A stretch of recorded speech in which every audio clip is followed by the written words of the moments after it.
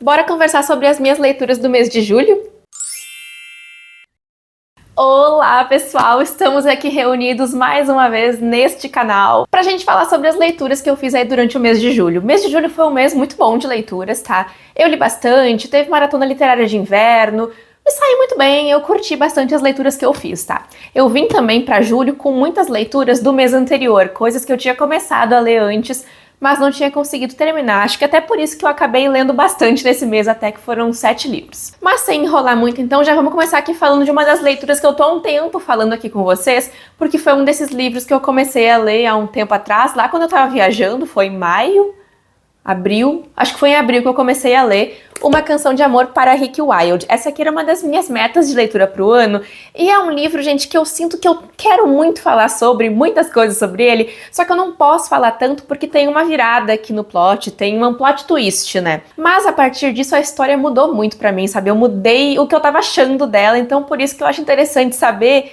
que as coisas acontecem, que pode ir adiante, talvez aconteça pra ti também. Porque, particularmente falando, tá? A minha experiência mudou totalmente com o livro depois que teve esse plot twist, que teve essa virada aí no enredo. Então, até por isso que eu fico meio dividida, sem saber se eu falo muito sobre, porque é interessante ir sem saber que isso vai acontecer, mas de repente dar uma insistida pode ser que seja uma boa ideia. Então, acho que aqui vai ser uma coisa bastante individual, tá? Mas quero dizer que pra mim deu muito certo. Esse livro aqui, ele é de autoria da T. Williams, que é uma autora que eu gosto muito, inclusive foi por isso que eu coloquei ele como meta de leitura pro ano, porque além de ser um lançamento de 2025, é uma autora que eu adoro. Ela escreveu o livro 7 Dias em Junho e eu simplesmente amo essa história, é um dos meus romances favoritos. Eu amo esse livro com todas as minhas forças, e esse aqui, gente, eu gostei muito também. Só que não foi assim sempre. Eu comentei pra vocês que lá no comecinho, lá quando eu tava viajando, eu comecei a ler ele, comecei a pensar que eu não ia dar certo com o livro, que eu não ia me conectar com a história, e foi me dando uma tristeza, foi me dando um negocinho desesperador, mas aí tudo mudou depois daquele momento que eu comentei pra vocês. Demorou um pouquinho pra acontecer, eu acho que eu li umas 100 e tantas páginas do livro, pensando em abandonar até, achei que eu não ia terminar de ler, por isso que eu levei um bom tempo lendo, eu passei uns dias sem ler, pensei se eu voltava, pensei se eu não voltava, porque quando a gente começa aqui a história, tem algumas casualidades. Lembram que eu falo muito sobre isso nos livros da Colleen Hoover, que tem algumas casualidades na história, umas coisas que acontecem assim que tu fica tipo, putz, ai, sabe, é um pouco demais, força um pouco a barra. Só que isso acontece aqui com a narrativa, deixando claro pra gente em todos os momentos que tudo isso faz muito sentido, que mais tarde a protagonista, que é a Rick, ela ia entender melhor. E eu ficava assim, gente, como é que não faz sentido? Não faz nenhum sentido, até que faz. Até que chega um momento que faz, e aí eu fiquei com o meu queixo no chão, né? Tive que calar a minha boca. Mas vamos falar aqui um pouco sobre o que é a história, né? Que eu falei minha experiência, mas não falei nada sobre o livro. Aqui a gente vai conhecer a Rick, né? Que ela é filha de uma família milionária. Eles são muito ricos e a vida toda deles gira em torno do status. Ela tem algumas irmãs que, assim, insuportáveis, mas dentro daquela família, elas são vistas como muito bem-sucedidas, né? Entre elas também, assim, porque elas fazem exatamente o que os pais delas, principalmente o pai, né? Querem que elas façam. E a Rick não é assim. Por isso que ela é vista como a irmã mais nova, desleixada, que não dá certo em nada, que nunca acontece nada de bom com ela, que ela é o fardo da família, a vergonha da família, sabe? Mas a Rick também tem as vontades dela, ela quer se provar pro pai e pras irmãs, e pra isso ela decide então abrir sozinha ali a Riquezas, que é uma loja de flores, né, uma floricultura. Só que até aí tá tudo certo, ela tem alguns embates com a família, a gente entende um pouco da dinâmica de vida dela, né, como isso afeta a vida dela, e a partir daí ela começa a ter um encontro com uma pessoa muito específica que vai ajudar ela ali a conseguir um lugar, né, pra ela abrir a Riquezas. E aí que começou a ficar um pouco complicado pra mim, porque eu não tava entendendo pra onde a história ia. Eu não tava entendendo o que ia acontecer, porque começa também que a Rick vai ser stalkeada, uma coisa meio esquisita, então foi pra um lado meio, o que tá acontecendo aqui também? Ao mesmo tempo que nada batia, nada fazia sentido. Aí a gente tem algumas cenas que são sensacionais. Uma cena da Rick com o piano. Isso é mais pra frente também, quando a história já tá um pouco mais encaminhada, pelo menos pra mim ali estava um pouco mais encaminhada, eu tava conseguindo entender melhor as coisas.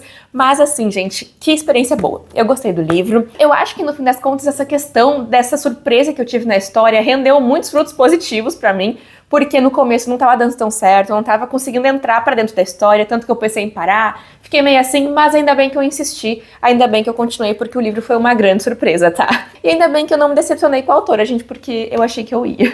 Eu esqueci de comentar pra vocês, gente, mas o livro foi traduzido por Carolina Cândido, tá? E foi trazido aqui pra nós pela editora Verus. Depois, então, de terminar de ler Uma Canção de Amor para Rick Wilde, eu fui ler O Clube do Pesadelo, um livro da Denise e também da Bianca, duas autoras que eu adoro, gente. Meu Deus do céu, eu gosto muito dos conteúdos que elas fazem também para as redes sociais, inclusive acompanhem elas.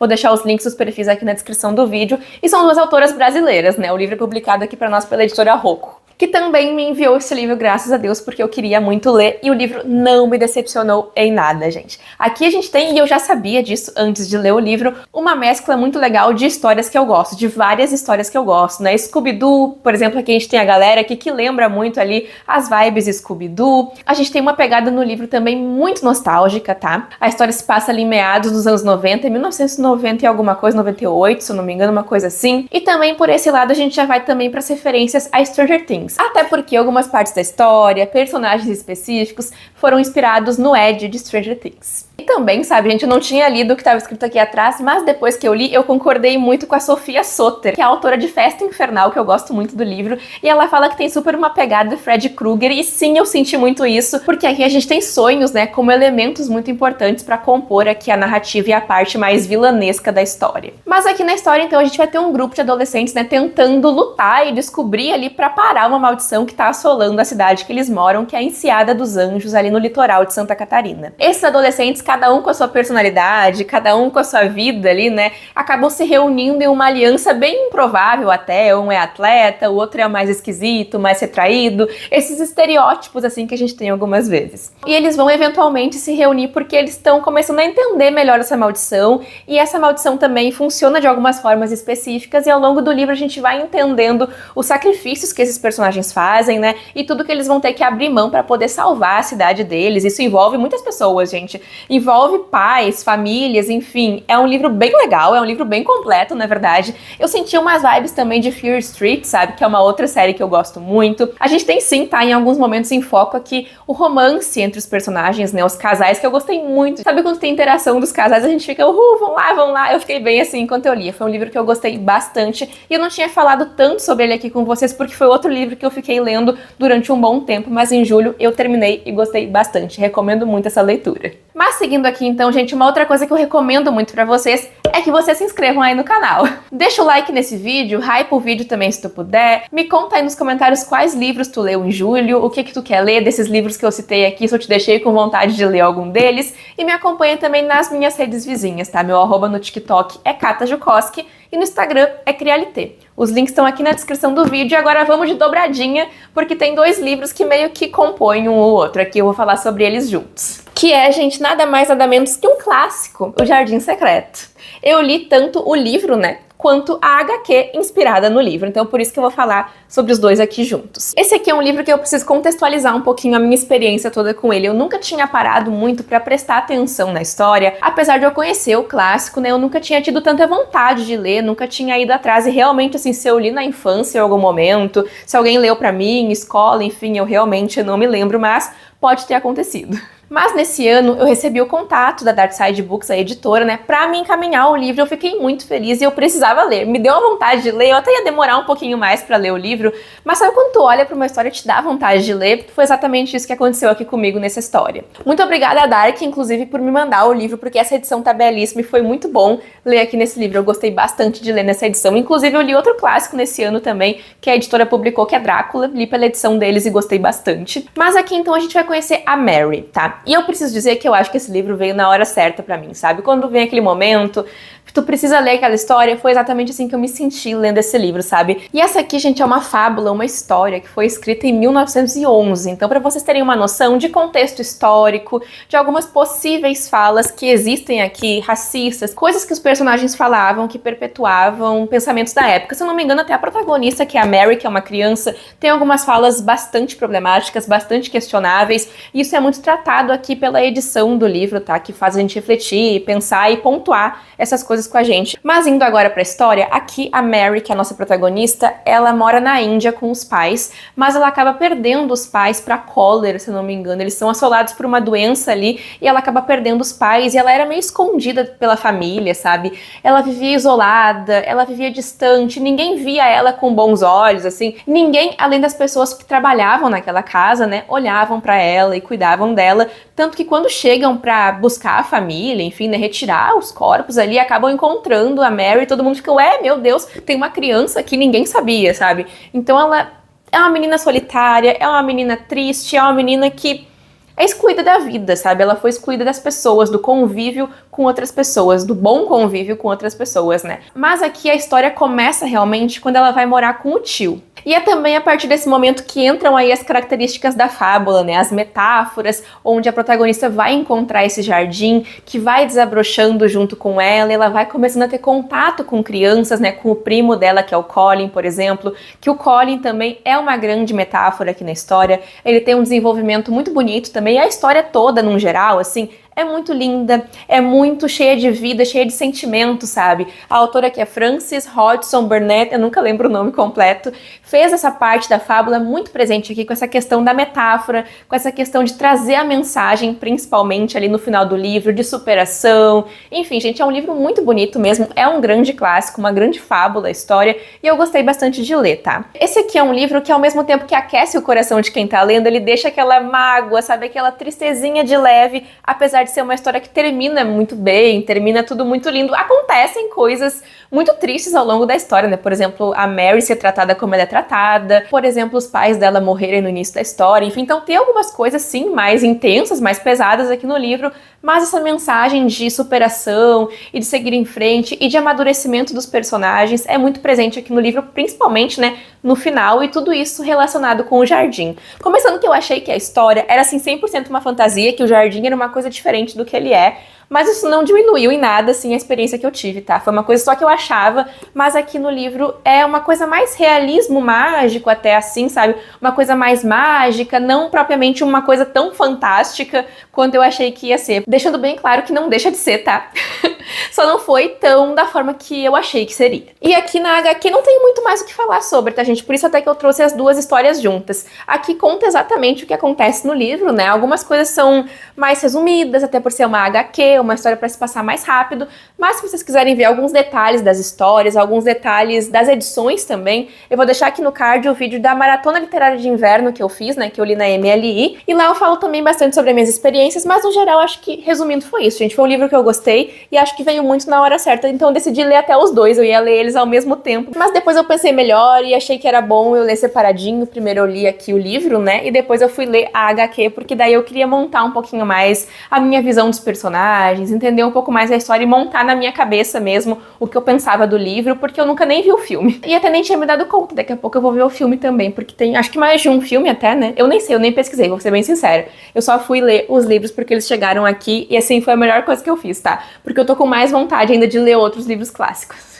Agora ninguém me para com clássicos. Mas vamos agora então, gente, falar de romance. Eu li o livro da Rai Tavares, gente, O Roteiro do Amor, e ai meu Deus, eu falei bastante sobre o livro também no meu vídeo da MLI, que tá aí no card pra vocês. Só que livro bom, que livro que veio na hora certa também, que livro divertido, levinho de ler, uma comédia romântica, assim, ai, que delícia. Esse aqui foi um livro que eu li em um dia, gente, então já fica a recomendação pra quem gosta de comédia romântica, quem quer ler um livro pra desestressar, sabe, pra ler um livro, sentar e ler. Foi uma delícia e foi exatamente isso que ele fez comigo. A escrita da Rai é contagiante também. Eu nunca tinha lido nenhum livro dela, tá? Foi meu primeiro contato com a autora e esse aqui eu recebi da Verus também. E esse aqui também é um livro que fala muito sobre o nosso mundinho, tá? É uma coisa que a Rai entende bastante também porque ela é roteirista. Aqui a gente conhece a Verônica Nakamura, que é uma autora muito famosa e vendeu os direitos do livro mais famoso dela para uma produtora fazer uma adaptação. Só que os caras são insuportáveis, eles querem mudar tudo no livro, inclusive os nomes dos protagonistas, gente. Então assim, tá um caos. A Verônica tá estressadíssima, ela não aguenta mais. Pra tornar tudo ainda mais intenso, essa história é uma das histórias mais importantes da vida da Verônica, porque se relaciona muito com a vida pessoal dela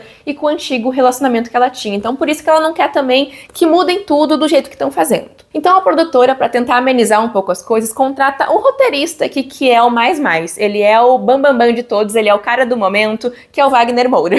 Brincadeira, não é o Wagner Moura, é o Daniel Ortega, mas que é inspirado no Wagner Moura. E a partir daí, então, gente, esses dois personagens, eles vão começar a ter uma relação um pouco mais próxima, até porque ela é a autora do livro e ele vai ser o roteirista, né? Então eles vão passar um tempo juntos na cidade de Atibaia, em uma mansão, se eu não me engano é uma mansão, porque o Daniel tem que entender um pouco o lugar onde se passa a história que a Verônica construiu, né, para ele se aproximar um pouco mais do livro e também dela, né, para eles entenderem e chegarem num consenso. Só que isso tá sendo um pouco difícil aparentemente porque os dois têm visões totalmente diferentes pro projeto, né? O Daniel quer entregar a história, o Daniel ele tem o ego dele também, ele precisa trabalhar, enfim, ele quer entregar um roteiro e simples assim, ele quer saber a decisão comercial para a história. E a Verônica já, apesar de se importar com isso também, ela quer manter a essência do projeto dela, né? Então esses dois, gente, eles se debicam o tempo todo, eles batem de frente o tempo todo e tem uma tensão acumulada entre eles ali, sensacional. Esse aqui é um livro que tem conteúdo adulto, tá? Tem cenas explícitas entre os dois personagens e eu gostei demais das cenas, tá? Eu acho que a Rai construiu muito bem tudo que ela botou aqui na história. A gente vai vendo um pouco do background de cada um dos personagens, da própria Verônica ali entendendo um pouco da família dela e também do Daniel, né? Pra entender até o que aconteceu na vida de cada um deles e como é que ele funciona, como é que é o trabalho dele e tudo que diverge entre eles, tá? Porque muitas coisas divergem, poucas coisas dão certo entre os dois. Gostei muito do livro, gente, indico demais a história. Eu tinha falado pra vocês que eu ia fazer um vlog lendo livro de romance, né? E eu ia ler esse livro lá. Pois é, não li. Não veio aí, mas veio o vlog lendo ele na MLI, tá? E olha, gente, eu nem sei se esse vlog aí de romances vai sair, mas quem sabe um dia. Faz tempo que eu falo nele, só prometo, mas não trago nunca. Continuando aqui então, julho também foi o mês que eu terminei de ler A Melodia da Água, que é outro livro que eu também tava há um tempão lendo, né? Esse aqui é da Rebecca Ross, mesma autora de Divinos Rivais, e eu confesso pra vocês que eu tive uns altos e baixos com o livro, tá? Esse aqui eu recebi da editora Alt, que é quem publica a história aqui pra nós, porque eu sou parceira deles nesse ano, e eu tô com a continuação aqui pra ler, que em algum momento eu vou ler, tá? Não sei se vai ser esse mês agora ou no próximo, mas eu vou ler. E eu vou ler porque o final me deixou muito curiosa, tá? Mas aqui a gente vai conhecer então a história do Jack, que é um bardo. E a história é uma fantasia, mas uma coisa assim que vai se construindo aos pouquinhos, tá? Foi um pouco diferente do que eu esperava nesse ponto, porque a história demorou um pouco pra acontecer comigo, até por isso que eu demorei um pouquinho mais pra ler também. E o Jack aqui então, ele tá voltando pra casa depois de passar um período longe, mas ele vai ter um grande mistério pra resolver, porque ele pode ser o grande centro de tudo isso, já que algumas meninas, algumas garotas ali da região estão desaparecendo. E é a partir disso então, dessa sinopse, que tudo vai acontecer. Aqui a gente tem alguns romances também que acontecem, tá? Em alguns momentos até eu achei que o romance secundário ali, né, dos personagens secundários, me chamou mais a atenção do que o romance que era dos protagonistas ali, a questão mais principal, tá? O que eu gostei aqui no livro é que a gente tem um cara em protagonismo, né, que é o Jack. Fazia um bom tempo que eu não lia fantasia, assim, com o protagonista que é um cara. Eu acho que foi Babel o último que eu li, eu posso estar enganada, tá? Mas eu acho que o último livro de fantasia com protagonista masculino foi Babel que eu li. Mas eu fiquei pensando sobre isso e a coisa que eu mais gostei aqui no livro, gente, é a aura, é a atmosfera da história, sabe? Tem algumas questões aqui que eu não quero contar muito pra não dar spoiler, mas é um sentimento, a escrita da autora é muito boa, eu acho que ela conduz romances muito bem, eu gosto muito de Divinos Rivais, inclusive é minha duologia favorita dela até agora. Eu acho que ela conduz muito bem a narrativa pros personagens, eu acho que a escrita dela é muito contagiante também, assim, e tudo que ela escreve aqui, gente, é um sentimento, a aura do livro, a atmosfera que tem aqui, parece que tudo tem uma névoa, assim, é muito bacana, foi o que eu mais gostei realmente, a atmosfera e a ambientação do livro. E eu acho que isso se reforça um pouco mais porque a gente tem espíritos aqui na história também que funcionam ali, uma coisa que funciona de uma forma muito específica, tá construída na narrativa. Eu acho que no começo da história teve muito essa questão de rivais pra amantes, sabe? E essa parte não me pegou tanto, assim, acho que é porque eu já esperava muito que fosse funcionar, que fosse ter aquele relacionamento ali, então eu fiquei mais esperando acontecer do que focada nessa rivalidade entre os personagens, tá? Mas eu acho que o grande forte aqui que eu tô procurando no segundo livro é a ambientação, porque agora tudo vai se dividir, aparentemente. Acontecem algumas coisas aqui no fim do livro, né? Então acho que a gente vai ter uma coisa bastante diferente no segundo volume, eu tô bem ansiosa pra saber o que a autora vai fazer lá também. Acho que eu vou tentar ler esse livro nesse mês ainda, mas não vou prometer nada.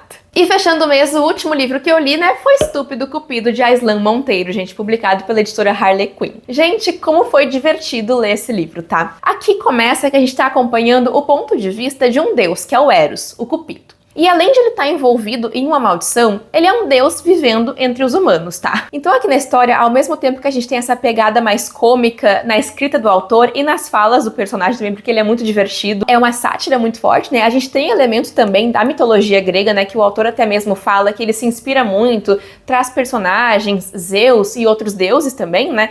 Mas não é pra tomar como 100% verdade, né? Até porque aqui ele faz a liberdade criativa dele, né? Pra construir a narrativa. Mas é muito legal porque a gente já já começa o livro com o protagonista contando a história dele, né, de vida pra gente e pra psicóloga, que é a segunda pessoa, se eu não me engano, pra quem ele tá assumindo a identidade dele, né, pra quem ele tá contando quem ele é. E assim, gente, ele tem milhares e milhares de anos, né, e ele tá vivendo na Terra, em meio aos mortais, tendo um emprego, enfim, ele tá vivendo a vida dele aqui na Terra, e ele tem problemas tanto reais quanto problemas, né, de deuses. E isso é muito engraçado porque ele dá as opiniões dele sobre tudo, e é muito legal porque ele é muito verdadeiro. E eu achei que essa parte mais humana dele e vivendo entre os mortais traz uma aproximação da gente com o personagem, faz a gente se sentir mais próxima dele em alguns momentos, porque a gente fica se questionando que ao mesmo tempo que ele é um deus e imortal, ele tem essas questões, ele tem os anseios dele, ele tem os medos, ele tem receios e ele tem amores também, que inclusive são muito importantes para compor a narrativa, né? Até porque essa aqui é uma história de comédia romântica. Eu gostei muito do livro, eu adoro a escrita do autor. Eu li também o livro na MLI, né? E foi a minha última leitura de julho, então eu comecei também, né, muitas leituras no mês de julho que eu não consegui terminar, nem terminei até agora. Então vai ficar aí pro próximo vídeo, talvez aí no mês de agosto, eu venha falando sobre essas leituras também, tá? Mas esses então foram os livros que eu li aí no mês de julho. Me contem o que acharam das leituras, me contem aí o que vocês leram, não esqueçam de deixar a curtida de vocês e de se inscrever no canal aí também, tá? Muito obrigada por terem assistido o vídeo até aqui, gente. Espero muito que vocês tenham gostado, tá? A gente se vê no próximo vídeo do Crialité. Tchau, tchau!